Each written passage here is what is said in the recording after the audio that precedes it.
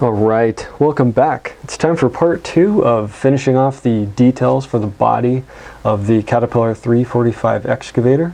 I'm going to get started on drilling the holes for the bolt details that I'm going to put in the top deck area here. These are all the various engine cover panels that are normally mesh, but it's kind of simulated here with this cross-hatching little waffle pattern on there. I thought it was kind of plain, so I definitely want to try to jazz it up a bit. So let's get started on these holes here.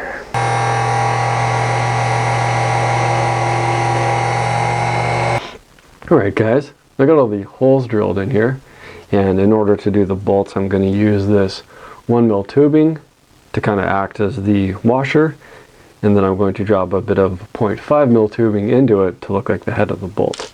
But all the holes are in there, and then they're really difficult to see, but I drilled some even smaller ones back here because by what I was able to see on the photos, the largest bolts were in this area right here, and then I had some smaller ones behind the cab, and then smaller ones over here. So these little imitation bolts are coming along nicely. So these little things look like Cheerios. Those are just the ends of the tubes that I installed.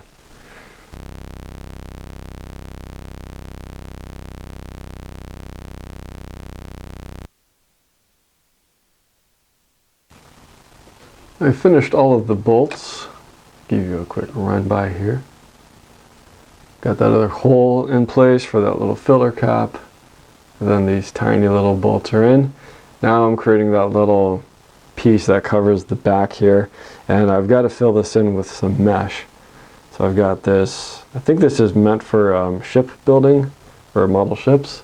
It's this stuff. It's just a little 1/700 scale netting, and I have cut out a little piece of it on my blade here, and I'm gonna basically dip it through super glue and then rest it in there. I'd like to get like a brush that I could use for brushing super glue on, but I need to learn a little bit more about working with cyanoacrylate so that I can clean the brush and not make such a mess. But this stuff is so hard to work with because it's essentially just it's about as thin as like brass wire that you would pull out of electronics. It's really, really small. So just trying to lightly grab it with my tweezers, and then I have glue on a little block of wood here, and I'm just gonna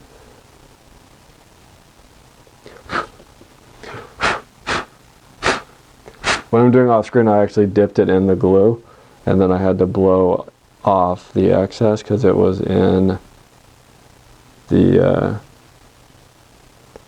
spots in between the mesh here. Use a little piece of wood to push it into place, and then drop it down. A little bit of pressure there until it sticks. Oh, blast.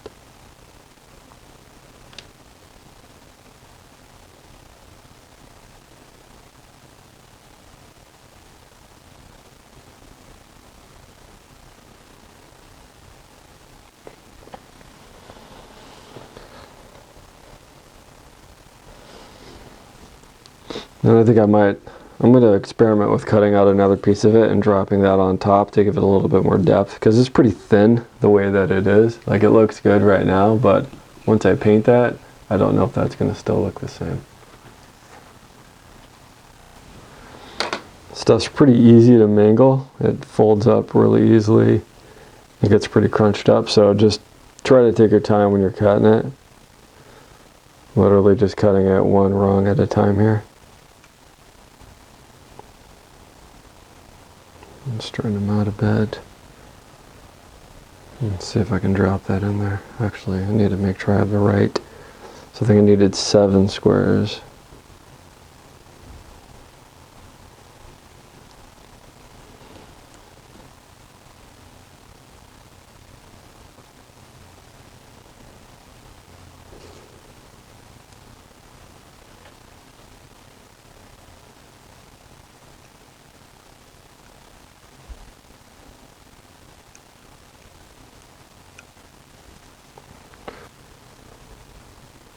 Just double check and see how it's going to look if I do decide to apply that to it. It lines up. Yeah, like that. It lines up well and gives a little bit more depth so that when I paint it, I'm not going to lose so much of the detail. I threw a few more little details in there, just some bolts to give it a little bit more for the eye. Now the next thing to do is to create the pin that's going to go in here to hold all of this together. Originally I was going to reuse the one that it came with, but it was a little bit sloppy. It had a lot of movement in it and a lot of play, so I wanted to tighten things up. And what I plan on doing is I'm going to take a piece of this 2.5mm tubing, and I've reamed this out just a little bit because this was a little too loose to just run a piece of 2mm through, but too tight to just run the 2.5 through. So I took a drill bit in the hand reamer and I loosened it up just enough that I'll be able to press this into place. And then I'm going to create another one of those locking pins, but this time I'm going to use 2mm tubing and it will drop in here. It's a little bit, there's just the teeniest bit of play, so what I think I'm going to do is open this up to a 2.5 and just put a little collar on the end of it, and it will drop in, it will seat in place, and then meet up with this and create a nice tight fit. Alright, now I could probably tap this in with my little hammer, but I don't want to risk kinking or bending this, so I'm going to press it in with this.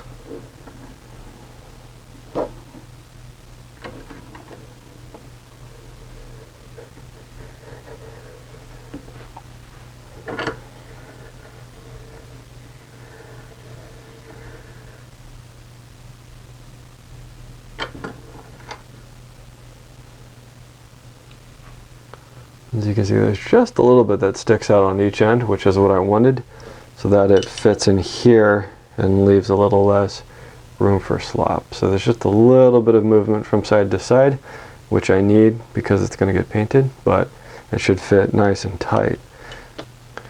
Alright, so here we have the tubing installed. Just a little bit of play. It doesn't seem like much, right? But once you have all the stuff installed and you have this on the model and you have the stick and bucket hooked up, that is going to seem like a lot more, especially once you're all the way out to the bucket. And you can see back here is where it moves. So that's where I'm going to install the little collar on the piece of 2mm that's going to run through there, which will create a tighter contact.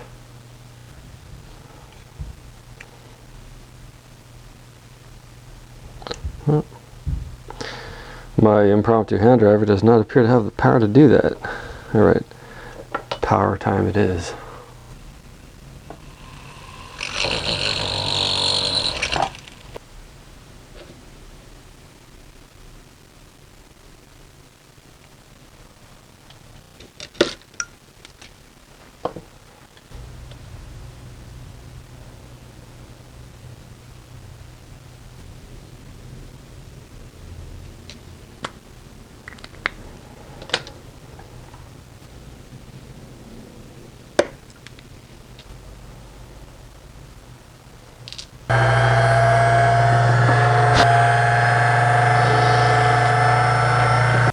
I'm going to show you how all this goes together. So here's this little piece that's going to get cut into shape after I solder it.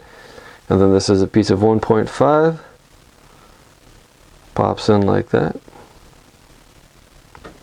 Take the 2mm, slide it over.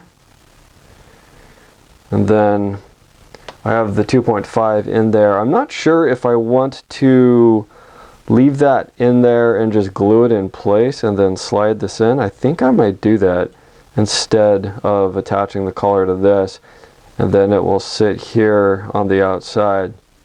I'm not sure yet. I'm still trying to figure out how best to do that. My cat seems to have an opinion on the matter as well.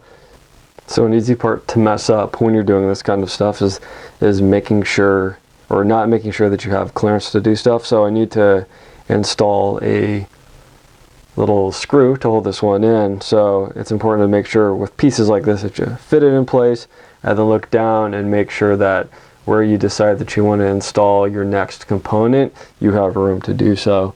There's definitely not enough room in that little crack to put the head of the screw in. That's going to hold this in place. So I need to make sure that it's going to go in a spot that I can access. And that spot is going to be right here. So let's just make a little dot where I want this to be.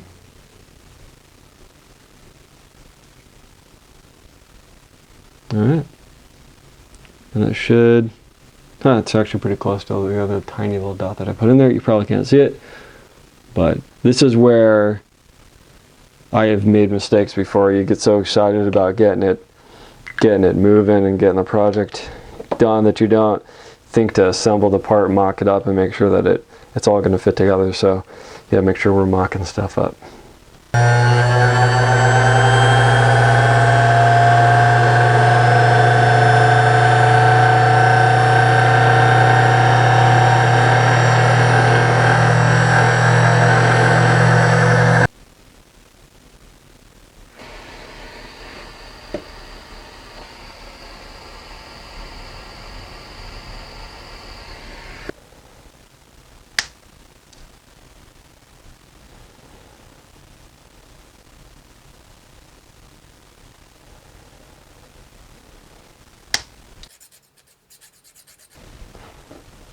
Alright, we're minus the screw, but the boom pin is finished. I ended up installing the little collar onto this instead. It ended up coming out of here and stuck on there, so I just soldered it on. And everything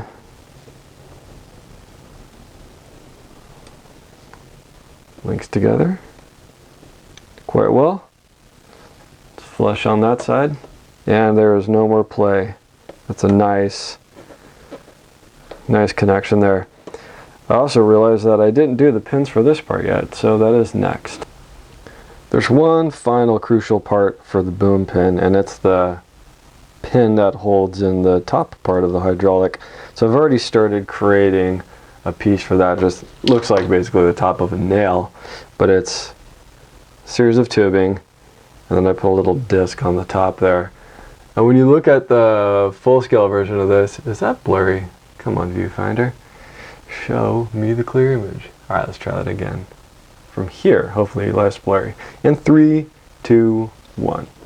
So there's one final piece in attaching the boom hydraulics, and it's the pin that holds it into the top here. Now I've already started working on it. Just basically looks like the top of a brass nail, but it's actually a little disc that I punched out and then attached to some 2mm tubing, and then there's a little length of 1.5, and I'm going to do 2 of these. They'll come together on opposing sides, but there's one little detail on it, and I was humming and hawing over whether I wanted to do it, but I figured since I've done so much detail on the rest of the model, it would just be lazy to not do this part. And so it's going to be installing 3 little pieces of brass rod into the top of this to look like the 3 bolts that hold these things together. And I think it would really kind of finish it off. And I know if I didn't do it, every time I looked at the model, I'd be going, you lazy SOB, you could have just done that. You should have done that. And now you're looking at it and it looks plain and boring. So let's do it. Got vice inception here. Got a vice within a vice. Or you can call it pimped my vice. Yo dog, I heard you liked vices, so I put a vice in your vice so you can vice while you're vicing. Go ahead and drill these 3 holes in here. I didn't measure these out, I eyeballed them. I'm sure there's a nice little geometric way to figure this out. Probably pretty elementary, but you know how I do things.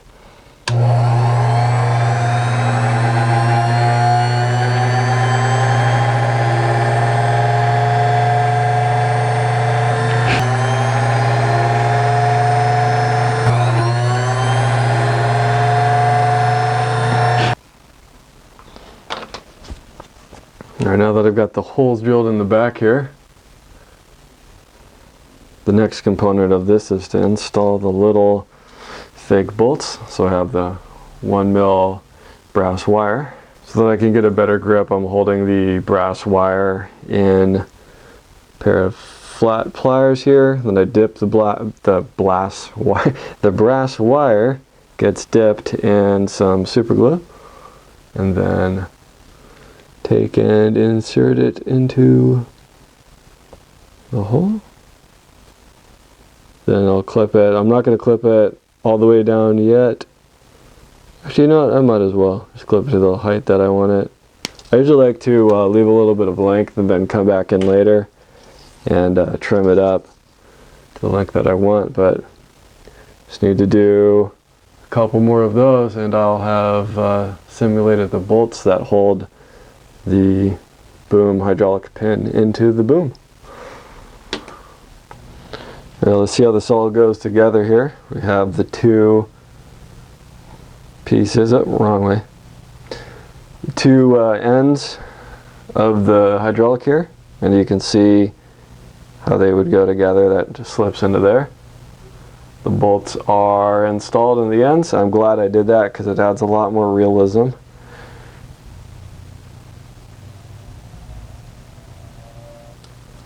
Slips together like that, and voila. Let's see the other side. The other thing we talked about for this episode was the little hydraulic bank and then the swing motors. I'm really not going to need to do anything to these. I've just got them in place here the way they came, but for the most part it's fine. Most all of it is hidden under here anyways once I install it. And aside from doing a little touch-up paint and using some tube collars to attach these hoses that are sticking out right here to the back of the boom, this part's done. There's not really anything that I need to do with this, so I'm not too concerned about that. I will need to bring in some hoses from the boom. They're going to go back in under this ledge, but I don't think I'm going to worry too much about trying to put them into this bank because it's not visible. Once it slides back in, gets tucked in under there, and once the boom is in place, it's not too visible at all. So I think I'm just going to run the hoses back there, drill some ambiguous holes into that bank, and call that done. And I think that is it for this episode. I know I keep saying we only got a couple things left, but I think we really do only have a couple things left. Looking over at my board, I can see that we have to cut out the cab glass, and I have to do a little splitter that is going to divide the two pieces of glass.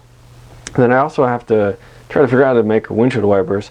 Currently, I haven't found material small enough yet to do the wipers. It's a pretty standard system. It's two arms that meet up with the wiper blade, which allow the blade to stay vertical when it sweeps across the windshield, and then there's another one that goes on the bottom to sweep the lower windshield. Between this episode and the next, I'm going to try to figure out a way to make smaller brass wire that is going to be sturdy enough to install in there to try to make these wiper blades. I'm not giving up on them yet. At first, when I was looking at it, I was like, man, there's no way that I'm going to be able to make this small enough that it looks like it's in scale, but I think I've got some ideas, and I'll show them to you on the next episode. I hope you guys have a great week, and I'll see you later. Adios.